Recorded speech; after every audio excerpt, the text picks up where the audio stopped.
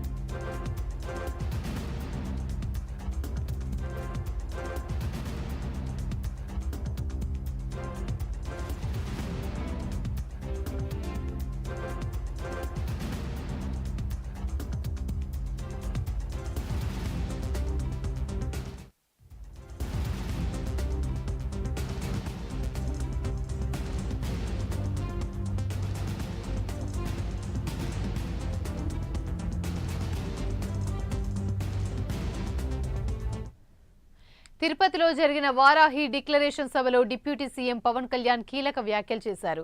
ఏ మతానికి ఏ ధర్మానికి భంగం వాటిల్లినా ఒకేలా స్పందించే విధంగా లౌకికవాదాన్ని పాటించాలని పవన్ తెలిపారు.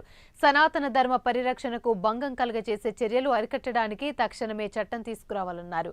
పవన్ వ్యాఖ్యలపై వరంగల్ అర్చకులు ఏమనుకుంటున్నారో వారి అభిప్రాయాన్ని లైవ్ లో మా ప్రతినిధి తిరుపతి అందిస్తారు. తిరుపతి, యామిని, నిన్న తిరుపతిలో జనసేన అధినేత AP deputy CM Pawan Kalyan Varahi declaration సభలో కీలక వ్యాఖ్యలు చేశారు. ఏ మతానికైనా దేనికైనా కూడా భంగం కలిగేటువంటి నేపథ్యంలో లౌకికవాదాన్ని పాటించాలి, సనాతన ధర్మాన్ని పరీక్షించేందుకు ఒక చట్టాన్ని తీసుకురావాలంటూ కూడా పవన్ చాలా కీలక వ్యాఖ్యలు చేశారు. అయితే ఈ కీలక వ్యాఖ్యలకు సంబంధించి రెండు తెలుగు రాష్ట్రాల్లో కూడా చాలా చర్చాంశమైన పరిస్థితి కనబడుతుంది. దీనికి సంబంధించి వరంగల్ సంబంధించిన అర్చకులు ఎలాంటి అభిప్రాయం వ్యక్తం చేస్తున్నారు, అసలు సనాతన ధర్మానికి సంబంధించి పవన్ వ్యాఖ్యలను ఎట్లా చూస్తారో వాళ్ళతో నాకు అందుబాటులో వరంగల్ సంబంధించిన అర్చకులు రామ్ శర్మ ఉన్నారు. అసలు నిన్న పవన్ కళ్యాణ్ చేసినటువంటి వ్యాఖ్యలకు సనాతన ధర్మానికి సంబంధించి ఒక చట్టం తీసుకురావాలి, చట్టాన్ని దేశవ్యాప్తంగా రాష్ట్ర వ్యాప్తంగా అమలు చేయాలంటారు. ఎట్లా చూస్తారు, అసలు ఏం చెప్తారు సంబంధించి అంటే? శ్రీమాత్రే నమః. ఓం నమో వెంకటేశాయ. మనము గత 10-15 రోజుల నుండి మనము ఎక్కడ చూసినా ఇదే వివాదం కనిపిస్తుంది. ఈ లడ్డు విషయంలో, తిరుమలకు సంబంధించిన లడ్డు విషయంలో అసలు అక్కడ ఏం జరుగుతుంది అనేది ప్రశ్నించుకున్నట్టయితే, ఒకప్పుడు కేవలం ఒక భక్తుడికి ఇన్ని లడ్డూలు మాత్రమే ఇవ్వాలని చెప్పేసి నిర్ణయం ఉండేది. 1 లడ్డా 2 లడ్డూలు అనేది ఆ నిర్ణయం కొద్దీ వాళ్ళు ఏదైతే చూసుకున్నారో వాళ్ళు దర్శనం కాగానే ఆ సంబంధించినటువంటి లడ్డూల సంఖ్య ఇచ్చేది. కానీ ఇప్పుడు చూసుకున్నట్టయితే ఎప్పుడైతే ఈ యొక్క వైఎస్ జగన్మోహన్ రెడ్డి అనే క్యాండిడేట్ ఎప్పుడైతే ఇక్కడికి వచ్చాడో, మొదటగా అనుమానం వ్యక్తం చేయవలసిన అవసరం ఏంటి అంటే, దానికి సంబంధించినటువంటి టీటీడీ చైర్మన్ ఎవరైతే ఉన్నాడో ఆ క్యాండిడేట్ క్రిస్టియన్ కావడం, తన కుమార్తె వివాహము క్రిస్టియన్ పద్ధతిలో చేశాడు అంటే కారణం ఏంటి? ఆ వ్యక్తి క్రిస్టియన్ అవ్వడం. దేవాలయానికి సంబంధించినటువంటి ఉద్యోగస్తులు ఎవరు ఉన్నా కూడా వాళ్ళందరూ హిందువులుగా ఉండవలసిన అవసరం ఎంతైనా ఉంది. ఎందుకంటే అది హిందూ దేవాలయం, వాళ్ళకి ఆ పద్ధతి ఆచార వ్యవహారాలు వాళ్ళకి తెలియాలి, వాళ్ళు మనల్ని గౌరవించాలి. అంటే ఆ వ్యవహారాలను గౌరవించాలంటే ఒక హిందువు అయితేనే గౌరవించగలుగుతాడు. కాబట్టి అక్కడ హిందువుగా పెట్టకుండా క్రైస్తవ వ్యక్తిని పెట్టడం మొదటి అభ్యంతరకరం. రెండవది, ఈ లడ్డూలు నీకు ఎన్ని కావాలంటే అన్నీ ఇవ్వడము. అదేవిధంగా హైదరాబాద్కి, ఢిల్లీకి ఇవన్నీ కూడా విమానాలలో, బస్సులలో, ట్రైన్లలో ఇష్టం వచ్చినంత సంఖ్యలో అవి చేయడము. అలా చేయడం వల్ల ఎంతమందికి ఎన్ని అని చేయగలుగుతారు? ఉదాహరణకి మనకాడ గోవుల సంఖ్య చాలా తగ్గిపోయింది. అందులో దేవాలయానికి సంబంధించినటువంటి లడ్డూలు ఏవైతే ఉన్నాయో అవి చాలా శుభ్రమైనటువంటి దేశీయ ఆవులతో వచ్చినటువంటి నెయ్యితో మాత్రమే చేసేటువంటి విధానం అక్కడ కొనసాగుతుంది. అలాంటి దేశీయ ఆవుల సంఖ్య ఎంత ఉంది మన దేశంలో అసలు?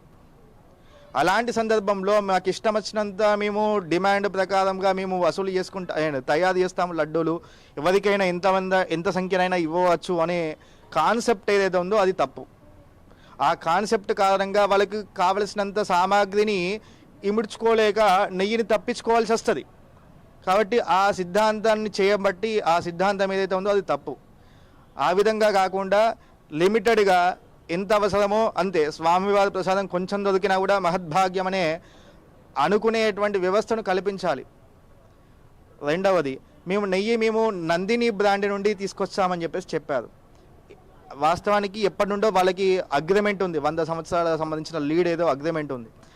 అలాంటిది 100 సంవత్సరాల అగ్రిమెంట్ ఉన్నప్పుడే అది కాదు అని చెప్పేసి బయటి వ్యక్తుల దగ్గర నుండి ఎందుకు తీసుకురావాలి?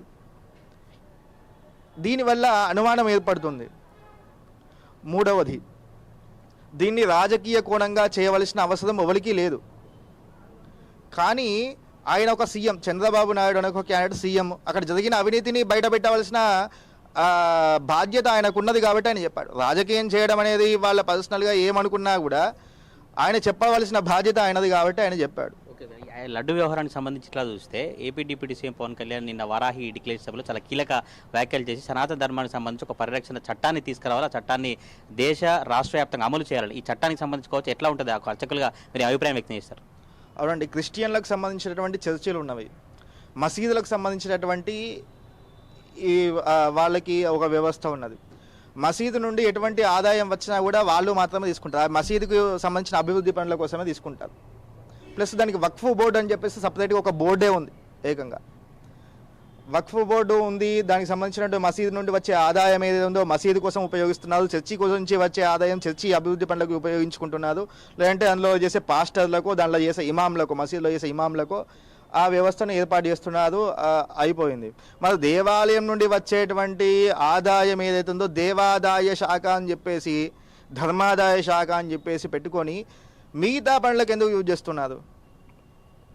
దేవాదాయ శాఖ దేవాలయం నుండి వచ్చే భక్తులు ఎందుకు ఇస్తున్నారు కానుకలు? వచ్చే భక్తులు కానుకలు ఇవ్వడానికి కారణం దేవాలయం అభివృద్ధి చెందాలి అనే ఉద్దేశం కొద్దే కదా దేవాలయం కోసం ఇచ్చేది.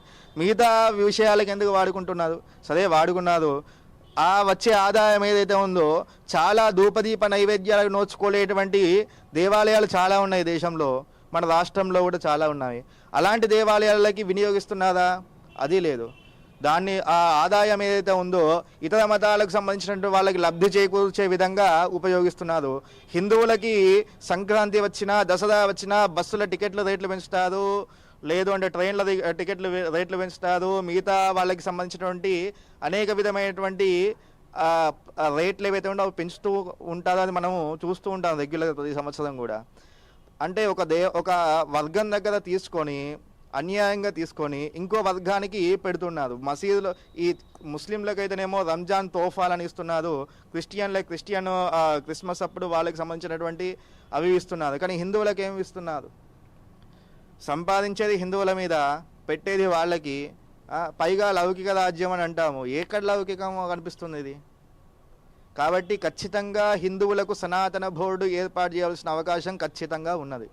అప్పుడు మాత్రమే ఈ లౌకికవాదం అనేది నిర్వచనం చేయడానికి సరిగ్గా ఉంటుంది. లేనట్టయితే ఆ లౌకికవాదం అనేది ఒక ముసుగుద్దులాటలాగానే ఉంటుంది.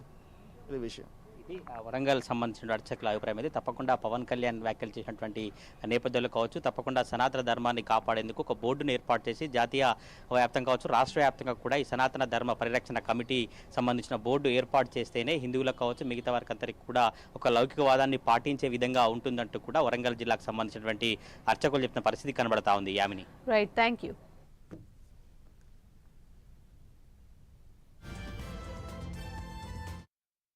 మన సనాతన ధర్మాన్ని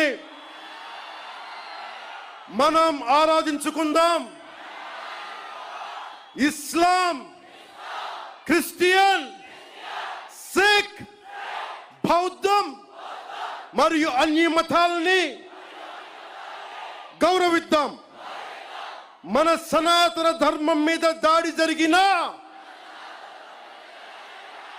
అపహాస్యం చేసినా, దూషించిన, ప్రాణాలొడ్డైనా సరే మనం సాయి శక్తుల రక్షించుకుందాం. జై భారత్, జై హింద్, జై హింద్, జై హింద్. ఓం నమో నారాయణ.